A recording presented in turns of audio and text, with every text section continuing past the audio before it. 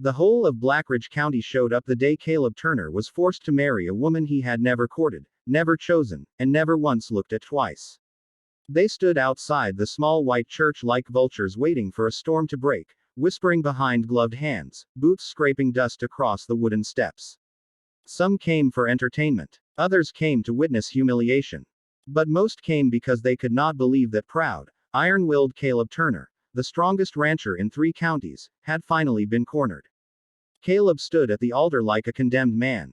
Tall, broad-shouldered, his jaw set tight enough to crack stone. He wore black. Not because it was fashionable, but because it felt like mourning. Across the aisle stood the woman they called the old maid.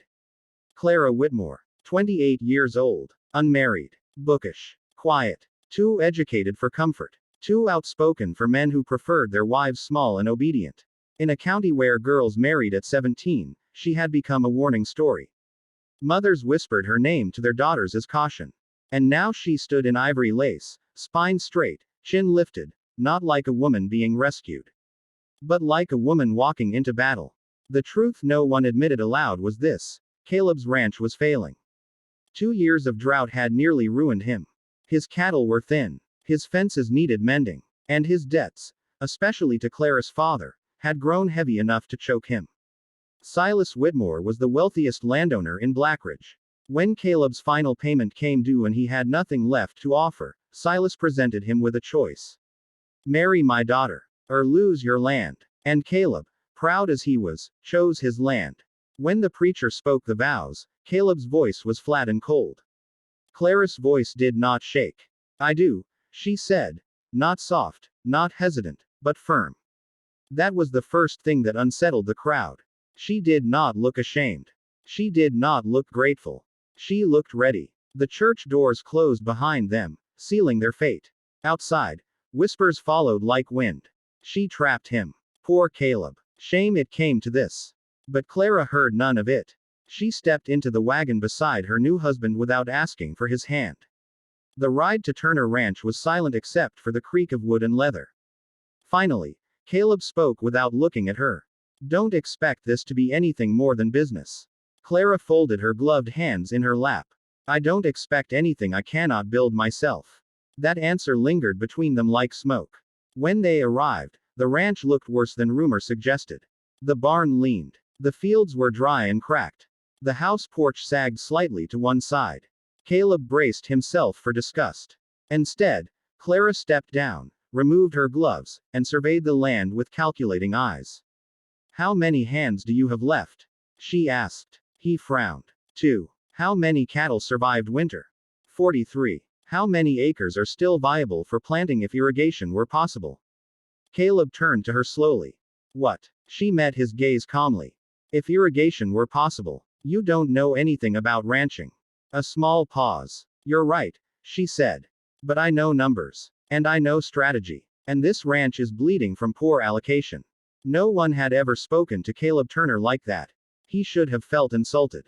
Instead, something in his chest shifted. That night, Clara did not cry. She unpacked books, ledgers, papers. She asked for financial records. By dawn, she had charts drawn across scrap paper. By the end of the week, she had done something no one expected. She walked into town alone. Blackridge froze when she entered the general store without Caleb at her side. The whispers were louder now. She's bold. She should stay home. She'll ruin him. Clara ignored them all and went straight to the banker. She renegotiated grain contracts. She arranged delayed interest payments. She convinced 3 struggling farmers to form a cooperative buying agreement for supplies, lowering costs for all of them. By sunset, word had spread. The old maid was meddling. And then she did something truly scandalous. She hired women, widows, unmarried girls, women whose husbands had left for the gold rush and never returned. She offered them paid work sewing feed sacks, preserving food, managing inventory. When Caleb rode in that evening, he found his yard filled with organized movement. Not chaos. Structure. He dismounted slowly. What did you do? He asked. Clara stood in the doorway, sleeves rolled, hair loosened slightly from its pins, dust on her cheek. I expanded labor, she replied simply. This is a ranch. Not a sewing circle. No, she said evenly. It's a business. And you've been running it like a pride contest. He stared at her, anger flaring. Then he looked again at the barn.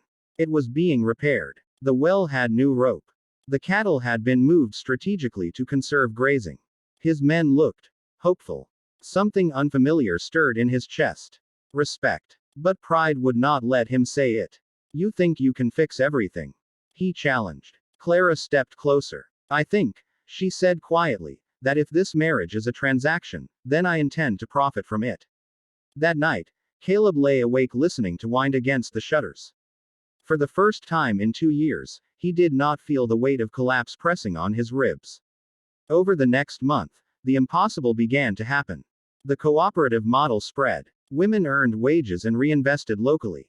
Clara implemented crop rotation experiments she'd read about in agricultural journals back east. The soil slowly responded. Even the sky seemed to soften. Rain came in thin silver lines one early morning. Caleb found Clara standing barefoot in it, face lifted, eyes closed. He had never seen anyone look so alive. You planned this too, he teased quietly. She opened one eye. No, she said. But I planned for when it came. That was the moment something changed. Not obligation. Not debt. Something warmer. Stronger. And the county noticed. By harvest season, Turner Ranch was not only surviving, it was thriving. Other ranchers began asking questions. And they did not ask Caleb. They asked her. Resentment brewed among men who did not like seeing a woman reshape the rules. Whispers turned sharp. She's manipulating him. She's unnatural. She thinks she's better. Then came the town council meeting. Silas Whitmore sat smugly at the front, believing his daughter was still merely securing his investment. But when the irrigation proposal was presented, a full county water redistribution plan designed by Clara, the room erupted. She stood before them, steady, fearless. If we continue competing, she said clearly, we will all fail separately. If we cooperate, Blackridge survives. A man slammed his fist on the table. You expect us to take orders from a woman? Clara did not flinch. No, she replied. I expect you to recognize intelligence when it benefits you. Silence. Then, slowly, Caleb stood. He walked to her side. And for the first time since the forced wedding, he placed his hand at the small of her back, not as obligation, but as partnership. She saved my ranch, he said plainly. You'd be fools not to listen. The vote passed by one single vote. And that was the day everything shifted. The old maid was no longer a joke. She was a force. But power breeds enemies. And not everyone in Blackridge was willing to let her rise without consequence. As winter approached, dark rumors began to circulate. Contracts were challenged. Supplies mysteriously delayed. And one night, the barn was set on fire. Flames tore through timber. Cattle screamed. Caleb ran toward the blaze. But Clara was already there, organizing buckets, shouting orders, directing movement like a battlefield commander. By dawn, the fire was contained. Half the barn was gone. But the ranch still stood. Soot streaked Clara's face. Her dress was torn. Smoke clung to her hair. Caleb cupped her face in his hands without thinking. You could have been hurt. She met his eyes steadily. So could you. For the first time, there was no wall between them. No transaction. No resentment. Just two people who had fought side by side. And somewhere in the ashes of that burned barn, a marriage truly began. But what Clara did next, what she uncovered about who started that fire, and how she handled it, that would shake the entire county to its core. And it would prove once and for all, they had underestimated the old maid.